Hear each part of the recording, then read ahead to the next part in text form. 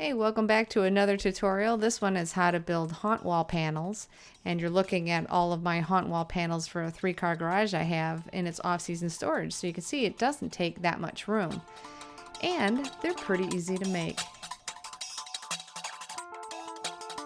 It's going to end up being about 8 feet tall and about 5.5 feet wide, but the frame itself is 8 feet by 5 feet.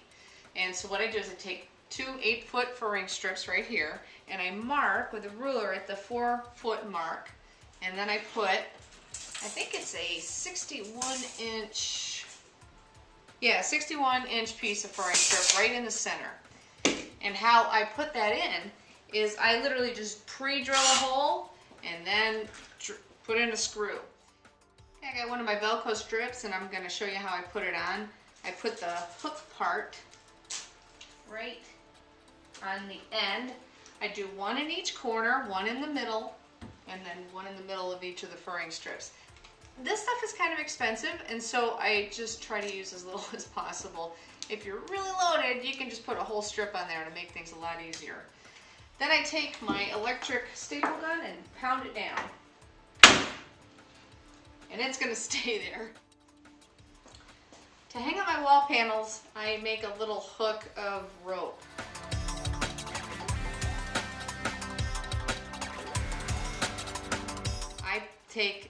I took off the hook part. I then put the other part and have it sit on there for now with the paper still on because I don't want it to glue.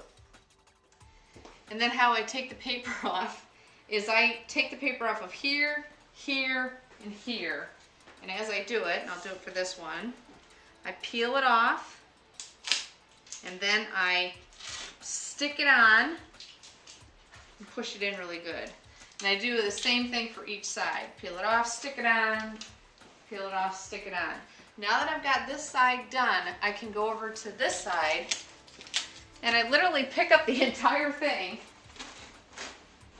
take the paper off, and then try to lay it down as good as I can. And then press it on. Can't stop there though. I discovered this is good because this glue will hold on if you don't paint this panel. But even then, say you kind of pull on the fabric, it just doesn't have enough strength to hold on. So what I do is I'm going to take this back off and flip it over. And I staple it on each end. To staple the middle one, it gets a little tricky. So you got to open up your sewing line. Try to get it on here good and pound it in. And carefully lift it up. And now flip it back over. And then find where the little ends are. And I take my little pliers and I pull it out a little bit more because sometimes the staple doesn't go all the way through. I'm going to turn it around. And there we go. And then pound it in. Now when you're painting this, it really needs some more reinforcement. And I recommend it in doing this anyway. So I'm going to pound one more staple right in the center. And if you have to take this off, it's just one staple you got to pry off.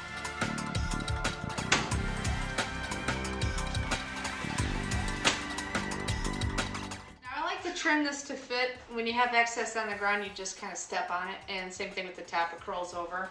So I just take my scissors and I stick my finger down where I can feel the furring strip, and then just follow all the way down.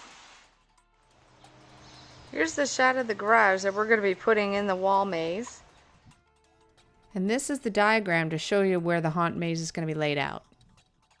And it's a 3-car garage. It's like an oversized door and a smaller door over on this side. And there's all the wall panels.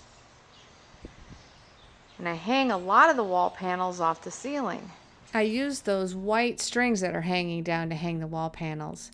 And typically I have one string for each side of the haunt wall panels, and you'll see here I have duct tape that follows the haunt layout so I can keep it straight.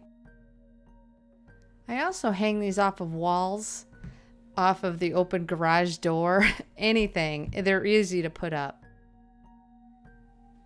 For this video I thought I'd put a little bit of the haunt maze so you can see how it looks in the garage. I'm only going to put up about 1/4 of it. But it's really easy. I did this in about a half hour for the video. And you'll notice you'll have to probably make some customized sizes for your garage. I had a few that could only be 4 feet wide to hit the wall. I had another custom one, so I had an opening so I can get into my house. Also, use bobby pins to seal up the edges. You see I'm doing that right here.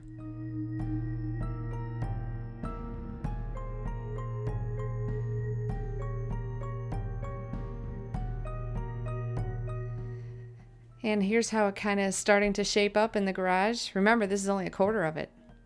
And this is what the kids are going to see when they go in. It's really cool how you can use this maze to add so much room to the haunt. Again, this is just shoved in one corner of the garage. And this is going to be the new Chroma Depth section that I have going on. So they're going to be just surrounded with these images and these illusions. That wall there that has a zombie trying to grab, that's a wall that's kind of just sticking out there. And what's nice about doing it open like that is as they're zeroing in on what is all these flames over here and start moving forward, behind that wall is a trash can trauma that's going to get them. So you get all these cool nooks and crannies that you can hide some of your stuff. There's that opening to get into my house. Those flaps are normally down during Halloween. Well, I hope this was helpful to you. I enjoyed making this one for you too. And I think I'll let you out now. All right, well, take care. Bye.